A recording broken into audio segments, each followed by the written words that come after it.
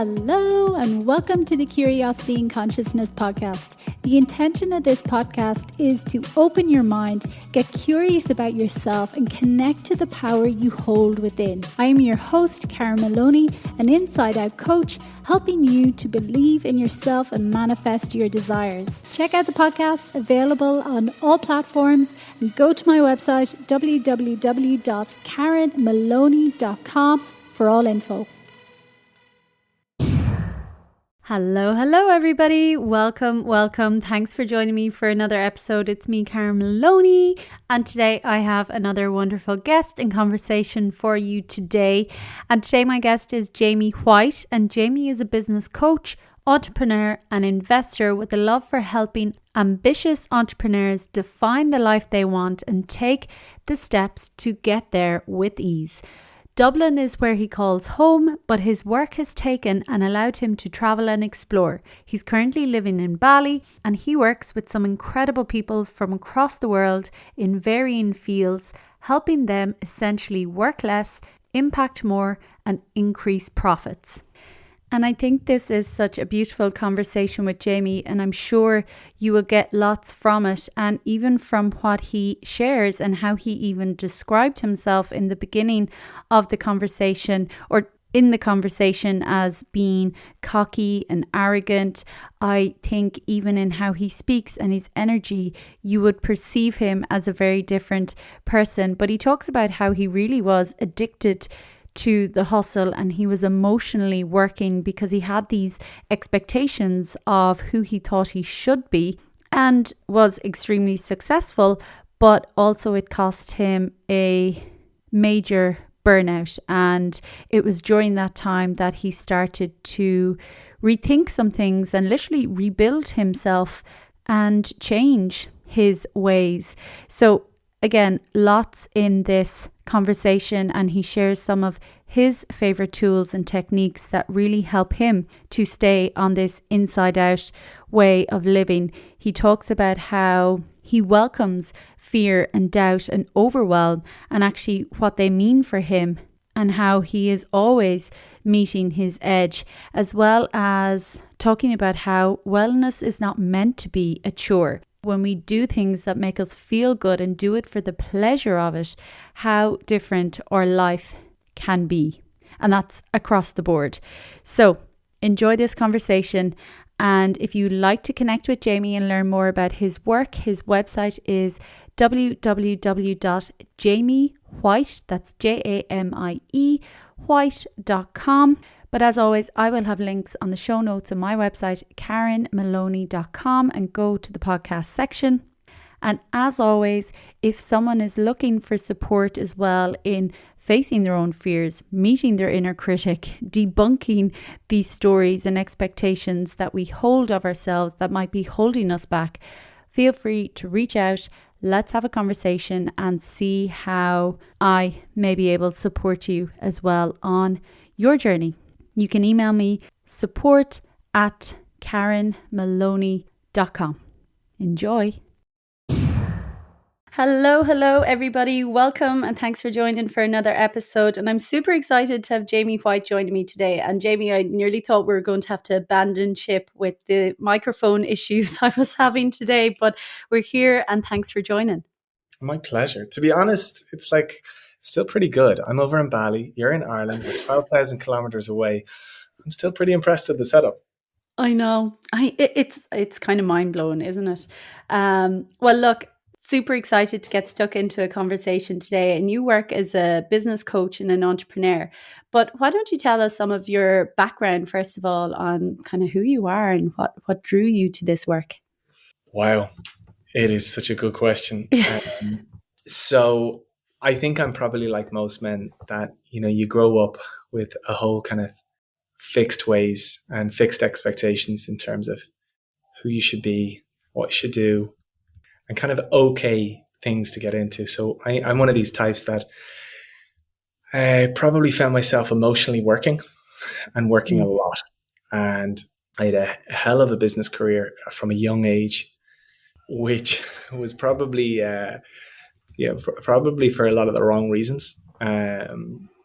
And I say that term, emotionally working. I think it's a really, really interesting concept that, like, when we're feeling stress, when we're feeling strain, when the world around us is challenging, we turn to work to distract ourselves. Mm-hmm.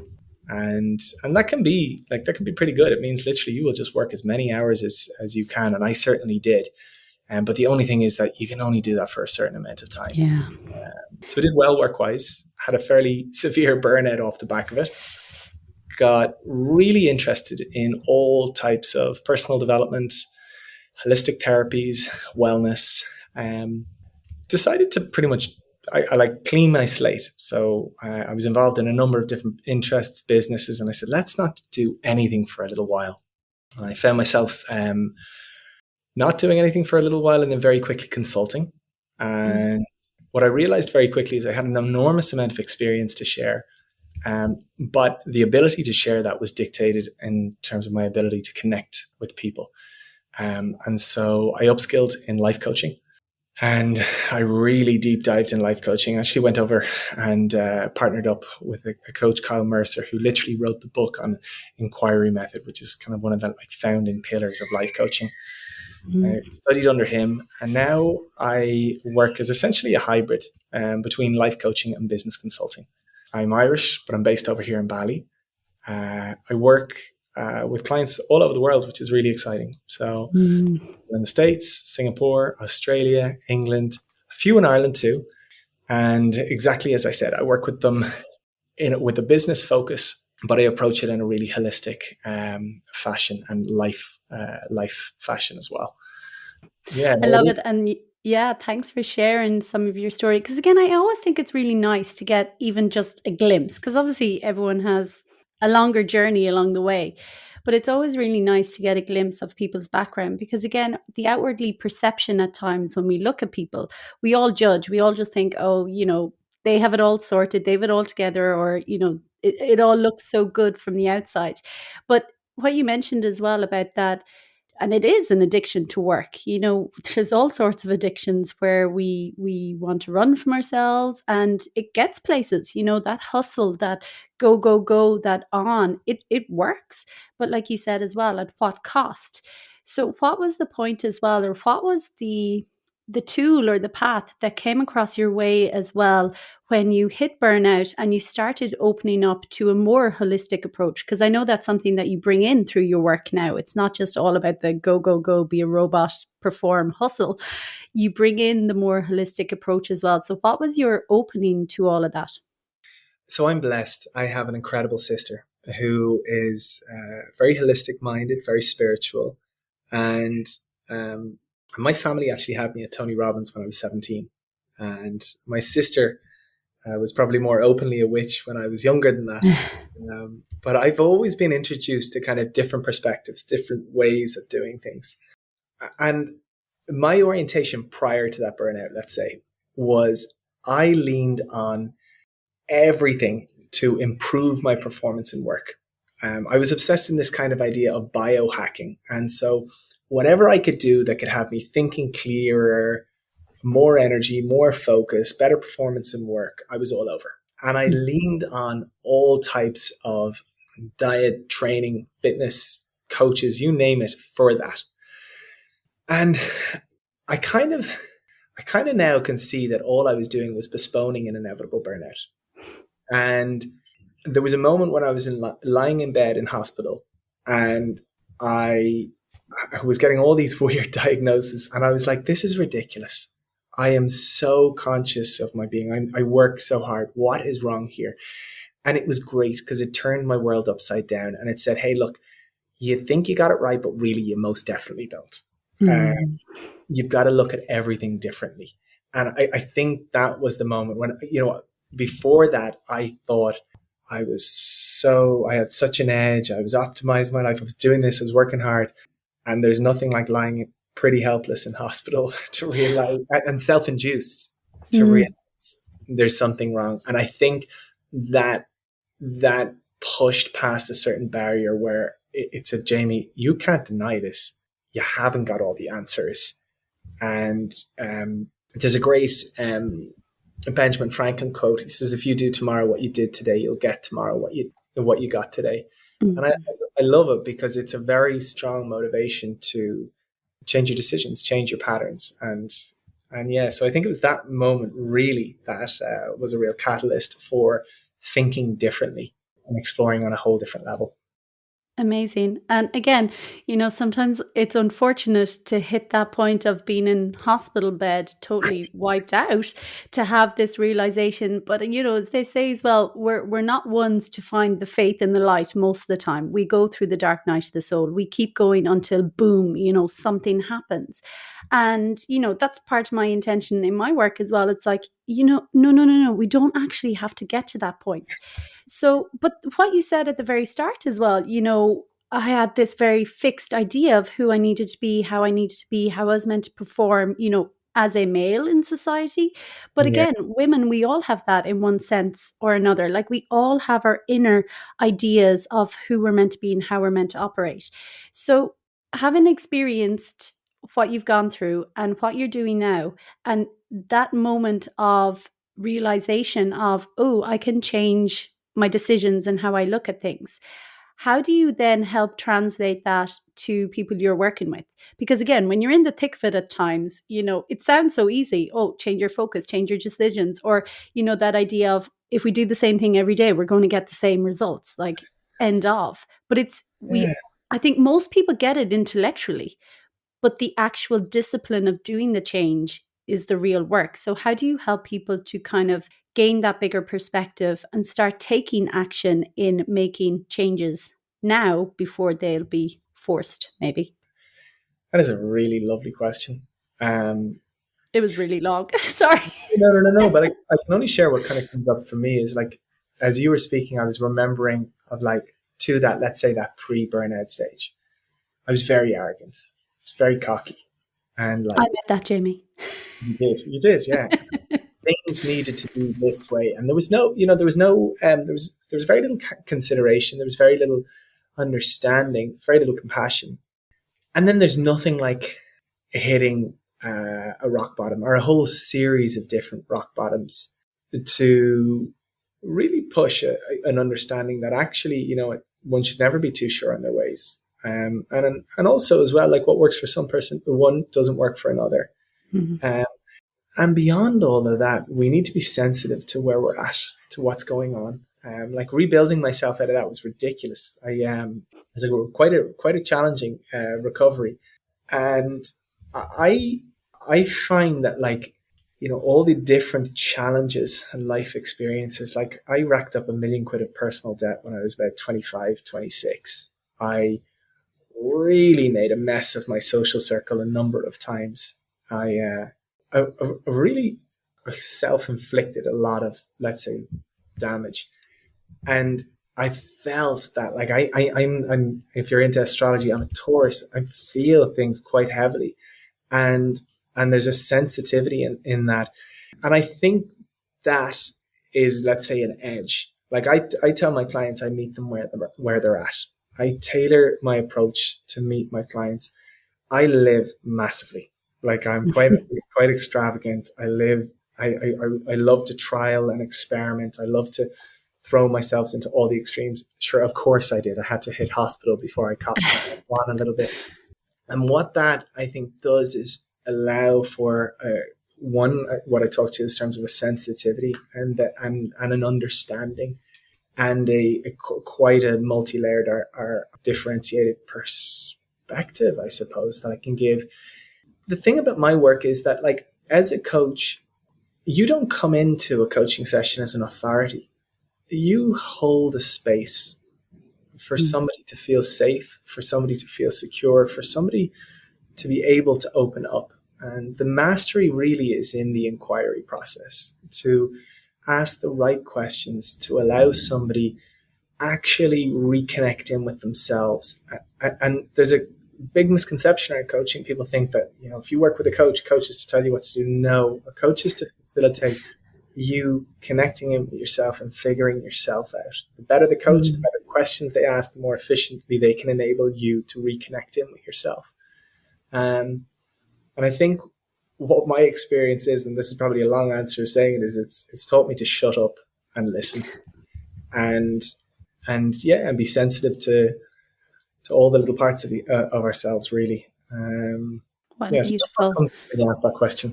Yeah, no, what a beautiful description because, that's kind of it as well. I think in any capacity, once we go through kind of inner shifts and we change our mentality and we look at things differently, and this has been my experience as well, and not just even in a professional setting, it extends that compassion, that humanness to everyone you meet. You just have this different, like that, you can just sit there. I was that talker always trying to jut in, but now with friends or whatever, I can just sit there because a lot of the times people just want to be heard. They just want to, say what's on their heart without someone having to step in and fix. So that was a really beautiful description as well there that you gave. And just since you mentioned it again, the inquiry method, is there something you can share with listeners as well, or a technique or a tool that can help them on that self-inquiry I'd love- journey? Yeah, so it's a bit of an interesting one. Essentially, the coach actually came to me for me to work with him on his business model, and I was I was quite overwhelmed with how powerful the work was that I then signed up for all his programs and we became best friends. And if I was to simplify it all, it is to stop meeting life with challenge and to stop meeting others with challenge. So let's give a real simple example. Go back a year. If somebody said, I'm not getting a COVID vaccine, somebody else might go, what the hell is wrong with you? You're doing this. That's meeting somebody with challenge. Mm. And the encouragement is to actually meet somebody with curiosity. So challenge is going to shut somebody up. Challenge is going to put somebody in defense. Challenge is going to make somebody feel judged. Curiosity is a whole different thing. Oh, that's fascinating that you didn't do that. Why not? Tell me about it. Curiosity opens somebody up, makes somebody feel heard, makes somebody feel actually like they're valued, and it also gives the other person the opportunity to learn, to broaden their perspective. And so if I was abbreviating a large part of the philosophy, it is to learn to meet life with curiosity versus challenge. And that shows up in every level. It could be with your Mm. partner who's wrecking your head, and instead of fuming at them, you say, look, this, I'm noticing you're going through a lot right now. And I'm obviously feeling a bit of it, but I'd love to know what's happening in life right now. What's causing this stir, do you feel? It can work its way out in numerous fashions in the working environment. Somebody might be late to every meeting. And instead of being like, you're late, this, that, and the next, that's challenge. You meet them with, look, I noticed you're late for all the meetings here, and it mustn't feel good for you. I'd be curious, what's going on in your life right now? Is there anything I can do to help? Mm. Um, that has been, I'm a big believer that it's the simplest of tools, exercises, knowledge that ultimately has the biggest effect. And that's become an obsession of mine over the last few years, is to sit down with people, study their kind of learnings and figure out what are the simplest tools we can use. And that one of replacing challenge with curiosity is enormous. So that's what I'd be sharing with yourself.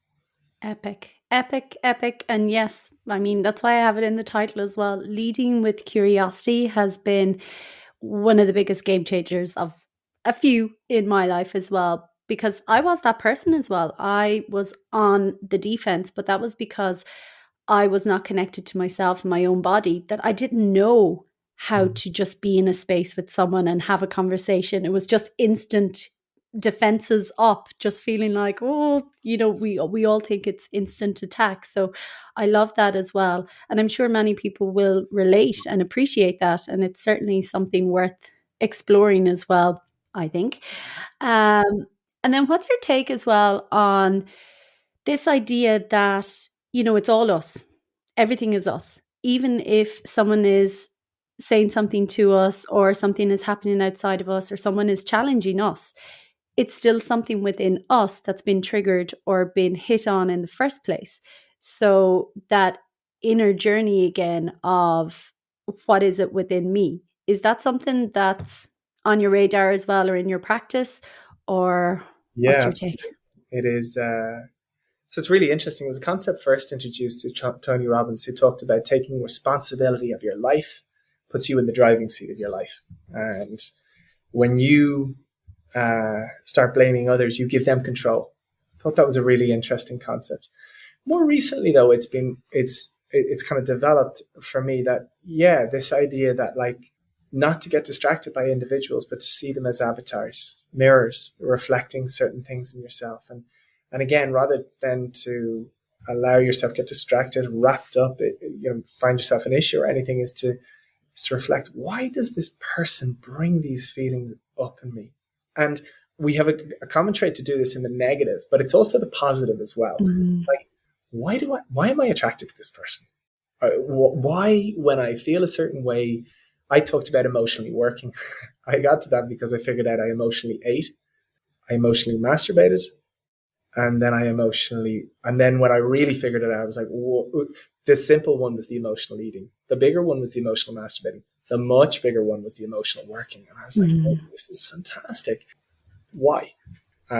So yeah, I'm a big believer that the world inside offers so much more learnings than the distraction of outside. But it's hard to access, and we're being distracted from it all the time. But Yeah. yeah, so I love this because, as I said, like, if you can change your circumstances from going within, I think Alison Canavan really first introduced me to this. She hammered the phrase, it's an inside out world. And it really is. But, sometimes those little phrases have a funny way of taking time to really work themselves out. And that's one that has stuck with me, I'd say, for 15 years. Yeah, it's so true. They seem elusive, but then sometimes on your journey, the further you go down or awaken, I know it's been my experience as well, they're like clear as day. It's just like, oh my God, yeah, look at it there. It's like you see these cliches in a whole other light. It's like, oh yeah, it's literally plain and simple. But I know, and many people I'm sure can understand, and yourself, the journey to get to the simplicity of things. And I love how you mentioned that the simple tools are something that you prefer now as well. And, I just love what you said there as well again. And you said something earlier as well, but you just said, this is fantastic. And seriously, if like you're sharing, when we begin to shift our mindset and begin to look at things that are coming into our life as reflections to us, as something to mirror within us, well, then life can get really interesting because, again, we can learn so much about ourselves. And like you said, without going in with a challenge or blame, it's like, oh, what could this be showing me? What is this? And one of my favorite teachers is Neville Goddard as well. And it's all inside out. So speaking of that, and you mentioned simplest tools, what are some of your favorite tools that help you to stay connected to your inner world, and more importantly, come back to your inner world when you're distracted by the outside? Well, my real catalyst for change was a whole heap of psychedelics. And it's so funny because when I say that, some people immediately like firm up with resistance, and I say it casually, very purposely, but it shouldn't be confused with disrespectfully. Mm-hmm. I was fascinated in my business optimizing time of how a lot of people in San Fran, a lot of high level execs were talking about microdosing and the impacts of it. And I kind of really wanted to study it.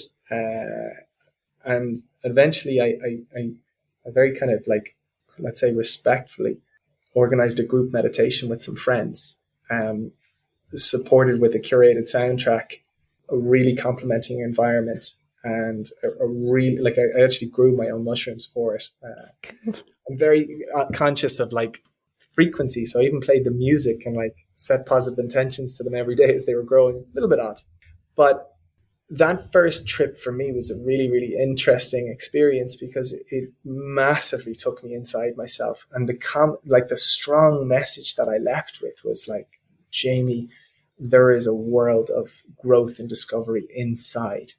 Stop distracting yourself with the outside. And that's very easily said. It's hard, pulling yourself away from social engagements, from family, from friends, from work, from all that, and actually just getting time to sit with yourself. But I suppose expanding on that was the real kind of catalyst that started to encourage me to sit with myself. I'm a big journaler. I love, like, I don't think people appreciate the value of writing, but writing is literally it's the way we refine our whole thinking process. So the art of writing actually works to help bring clarity to thought and communication, which is huge. I'm a big fan of breath work, big fan of movement. Yoga for me was like the art of really connecting in with my body and starting to open up the channels to listen that more. But what really excited me, and I probably jumped into like the movement and exercise first, was yoga really complemented that journey, but it was the shavasana at the end where you do a lot of movement, you open up your body, you get your blood flowing or your oxygen flowing throughout your body, and then you sit. And that blew my mind in terms of the connection that started to open up with myself. I replicated it then through like gym. So I would go to the gym, I'd do quite a heavy session, and then I would sit in a shavasana like state for 10 minutes after a workout. I do the same if I go to a sauna. And it's essentially a meditation, but it's an opportunity to just cut out the distraction and tune in a little bit to yourself. And so those are the kind of the tools that I would apply. Journaling, fantastic. Yoga, amazing. But then actually working it into so many different aspects of your day. So I mentioned the exercise and taking the pause after it, but it could be, the chat that you have together with a friend, the piece of work that you do. So let's say, for example, say this call's finishing up shortly, which I'm sorry, I'd love to talk so much more. I'll sit for, let's say, about 5 minutes afterwards, just to sit in the space and be like, okay, what was good? What was bad? What could have been a little bit better? What did I learn? What did I pull?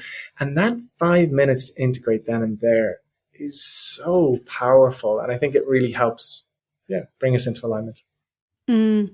Again, there's so many different ways, but it's the actual doing it that makes the difference, and doing it consistently. And I love those ideas, like even Shavasana and that idea of active rest. Because sometimes, people are like, yeah, I am resting. I'm, binge watching TV and that. And it's like, well, that's not still like a rest. It's not a regenerative rest for your body, because your mind is still on. And probably half the time we're on a screen, a smaller screen as well, in front of the bigger screen. So those ideas of active pauses and rest, I think, are so life-giving.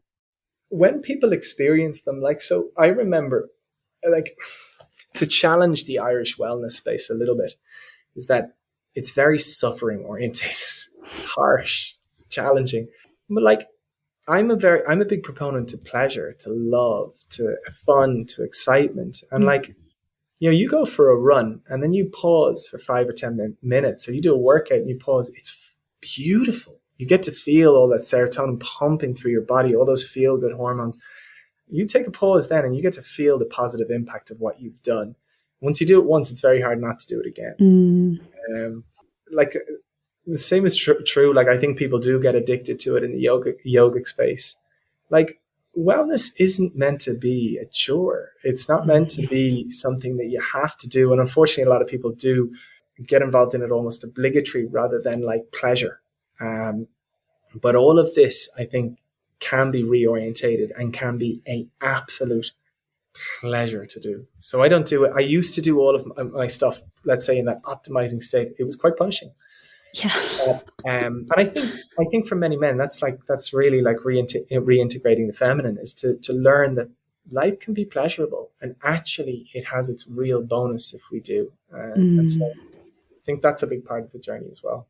Amazing. And I would say women even as well, to allow the feminine, because I was that woman who I lived in my masculine. I thought the feminine energy was weak. I didn't want to show emotion. Again, it was that I need to perform, I need to be on, I need to go, I can't stop. So for everyone, because again, we have both energies. So it's integrating them, it's allowing them, and connecting more to what feels good. Because again, the deeper truth, I suppose, of a lot of it is, it's not any of the things. It's all us. We use these as tools, but we can still, feel that bliss or that happiness without anything. Simply us sitting, or breath, like you mentioned, breath work. that is everything, literally, So if we get very addicted to any of them, like you say, even the good stuff, again, that element of suffering comes in. And that was me, that was you, that's Manny, because you're just doing it because, again, it's like a tick box, as opposed to I'm genuinely doing it because it makes me feel good. It gives me more energy. It's not about the number in the scale. I feel more awakened, more clear, more alive, more grateful, more whatever. I love that the tools sometimes as well can be so counterintuitive. Like, let's say, for example, like a little while ago, I found myself overtraining. And when I noticed it, the best therapy I could do was none. No Mm. training, just chill. And it was amazing to see all my, let's say, any kind of metrics that I'd measure myself on all go up when I'm taking more rest days, like really going much, much lighter on myself. So again, I think our kind of instinct leads us to believe that, like, if we want to grow, we need to challenge, but there's numerous other ways to it. And I love, like, I touched on it at the very, very start of kind of being shaped environmentally and socially, as in by the company you keep and the place that you are. And you talked about being out of your feminine. I've had the joy of getting to run women's circles, which is not a thing you hear of a lot of men getting to do, and to help people reconnect more in with their feminine. And I've been doing it more and more with men as well. And I think it's a lovely question to ask. What does it mean to be in your feminine, or what does it mean to be in your masculine? Lovely questions to ponder on, and yeah, kind of nice to give yourself a little bit of space to sit into those worlds and see what it's like and how you reflect out of it. Yeah, love that. Again, curiosity. Um, just as well, quickly, because you've got so many tools and skills, but obviously, do you still face fear and doubt whenever you're doing something new, moving into a new space? And how do you move through them? Yeah, absolutely. So I throw myself in some really challenging spaces, environments, and I work with 4 coaches full time, so I have them. I give them a lot of work. Like, at the end of the day, fear, anxiety, overwhelm.